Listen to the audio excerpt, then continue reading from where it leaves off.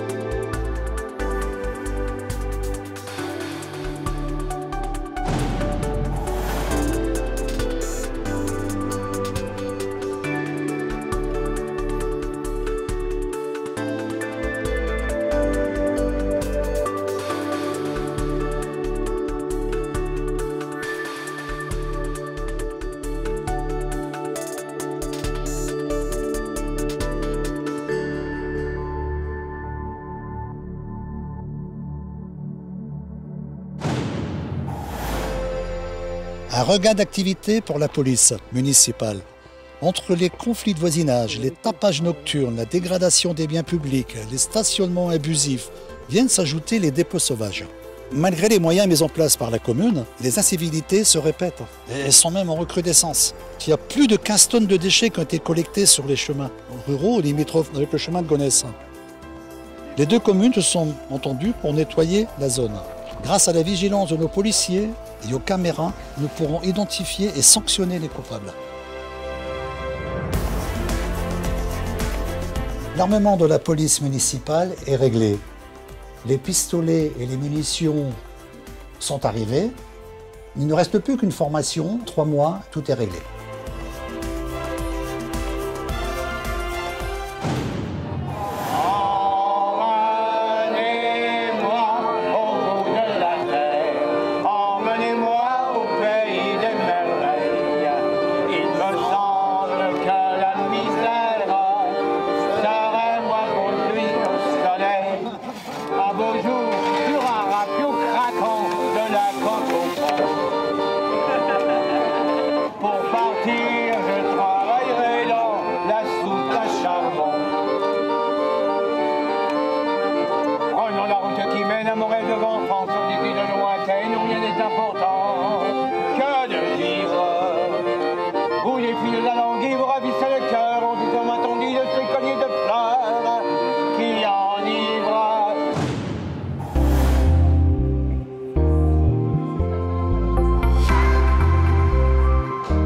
Nous l'avions annoncé l'année dernière, le mariage avec les offices de tourisme d'Écouen et de Luzarches a été célébré au premier trimestre 2017 et a nécessité un nombre plus important d'assemblées générales et d'assemblées générales extraordinaires pour se caler aux conformités du Code du tourisme et de la loi NOTRe. Après une période liée aux formalités administratives, dès le milieu de l'année, nous avons pu mettre en place des actions sur les bureaux d'information touristique d'Écouen et de Luzarches. Nos équipes relaient leurs informations touristiques, le site internet fait remonter l'offre touristique d'Écouen et de Luzarches. L'agenda de l'Office de tourisme met en avant les événements des deux communes. Pour exemple, le Festival du Connétable et la Médiévale, et les diffuse sur les nouveaux panneaux d'information de Roissy. L'Éductour a accueilli cette année, au golfe de Montgriffon, l'animation Escape Game auprès des meeting planners et agents d'événementiel. Nos deux bureaux d'information ont élargi leur amplitude d'ouverture et horaire d'accueil. Une vitrophanie tourisme a été installée à Luzarches, sur le local du futur bureau d'information, rendant plus visible l'offre du territoire. Toujours à Luzarches, l'exposition Secrets du Val d'Oise a été installée dans le vallon du Roquemont. Courant novembre, nous organiserons un Éductour Express Château d'Écouen pour mettre en relation les acteurs de la plateforme et les hôteliers avec l'offre du musée de la Renaissance. Nous clôturerons l'année en équipant les bureaux d'information de nouveaux services tels que l'affichage dynamique, l'offre de billetterie et de transport, un service de location de vélo pour Luzarches et de nouveaux lutrins. Parcours des peintres seront installés sur Écouen. D'autre part, nous avons acté ensemble en bureau conseil d'administration et assemblée générale, le principe de travailler avec un cabinet d'études pour bénéficier d'un soutien pour notre schéma de développement touristique. Nous serons ainsi en mesure de proposer en début de cette année une nouvelle feuille de route pour notre office de tourisme qui déclinera les axes stratégiques de nos ambitions pour un schéma co-construit avec tous les acteurs du tourisme de notre territoire. Roissy Développement est partie prenante de ce schéma de développement touristique. Nous constatons également un effet domino sur notre dynamique puisque nous rencontrons certains maires de Seine-et-Marne basés sur notre communauté d'agglomération qui souhaitent connaître les modalités d'adhésion à notre office. Enfin, quelques informations concernant nos hôteliers de Roissy. La destination accueille une nouvelle enseigne, prestigieuse. Le Relais Spa devient Crown Plaza. L'Holiday Inn Express, nouvel hôtel de 300 chambres, termine ses travaux de finition pour ouvrir début janvier 2018.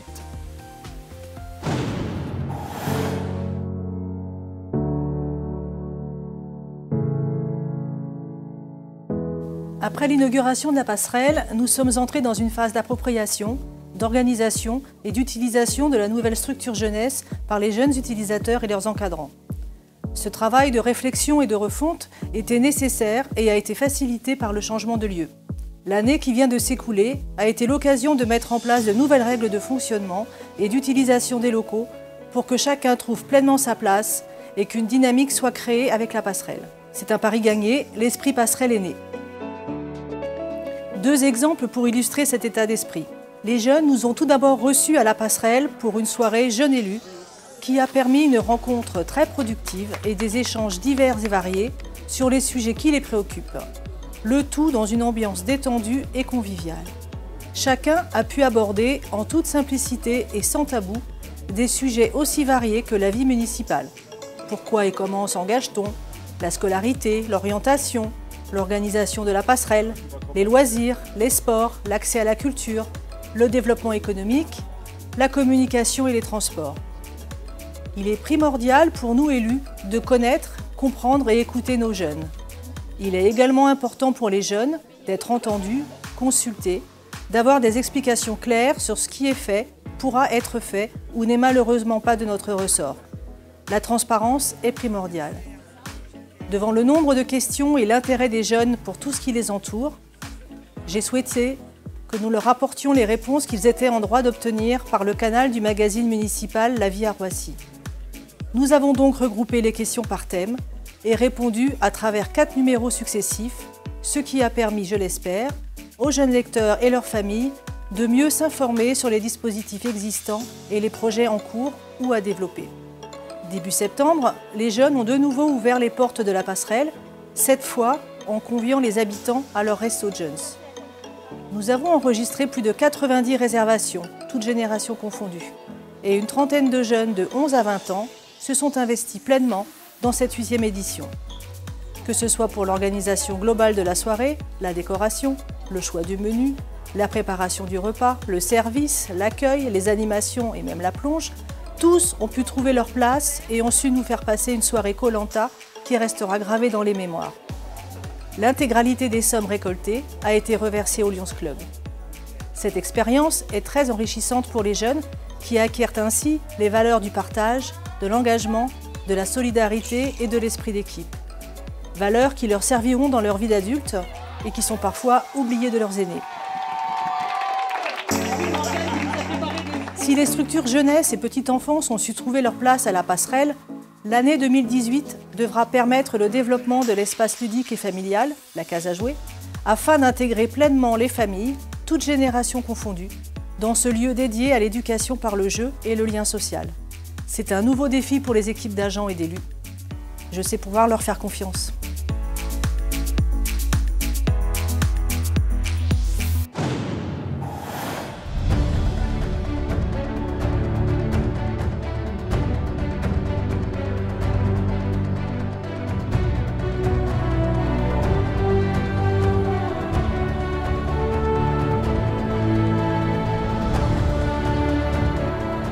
Nous avions réalisé dans un premier temps le grand bassin de rétention d'eau servant à l'arrosage du golfe. Nous voici à présent dans une deuxième phase qui comporte la création des autres bassins, complémentaires au premier. Actuellement, le modelage des terres est en cours afin de créer des formes compatibles au jeu qui comportera un parcours de 18 trous et une école de formation. Par ailleurs, nous réalisons également un practice qui permettra à l'ensemble des joueurs de s'échauffer et de s'initier avec les différents clubs de jeu et les distances à parcourir. La phase des fouilles archéologiques étant terminée, nous allons également pouvoir accéder à l'ensemble du terrain. Je donne à présent la parole à notre architecte Michel Niedbala, qui vient d'obtenir une des plus hautes reconnaissances dans sa corporation, le Best Goal Architecture et Design Firm 2017.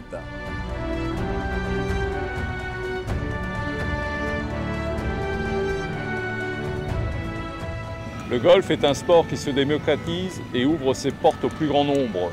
Participer et aider à l'essor du golf est l'idée qui guide la conception d'un projet de parcours de golf. Le projet de Roissy en France s'inscrit dans cet esprit et pour soutenir cette démarche, il profite pleinement de la nature généreuse dans laquelle il s'insère. L'ambition du golf de Roissy en France est d'apporter un challenge pour tous les niveaux de jeu, pour tous les golfeurs et bien entendu surtout pour les néophytes et les débutants. Le complexe propose de nombreuses activités à travers son école de golf et son centre d'entraînement de performance de haut niveau pour acquérir et développer les coups moyens et les courts, par des structures, des installations et des technologies adaptées. Cette démarche contribue à l'accomplissement pour tout un chacun d'une expérience golfique de grande qualité, accompagnée du plaisir de jouer.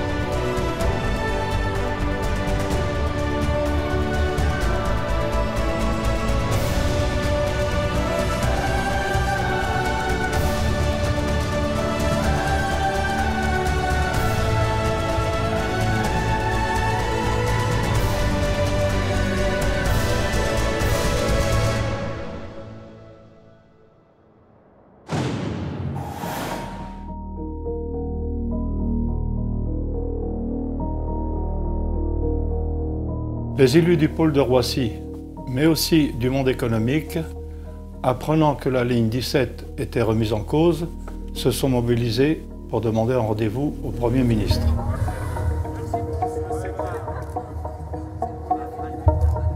À 2 reprises, nous serons plus d'une centaine autour du président Patrick Renaud pour nous rendre à Matignon.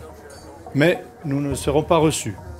Seule une instruction sera donnée à la ministre des Transports d'accorder un rendez-vous qui ne sera jamais proposé.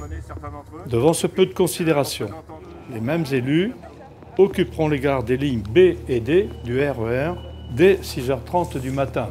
Le but étant d'alerter les usagers totalement ignorants de la situation.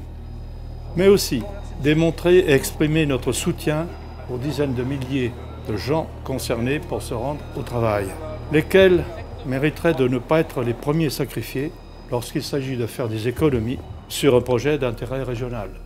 Sans compter les graves préjudices que subirait un secteur fortement pourvoyeur d'emplois, mais pénalisé par des transports en commun gravement défaillants.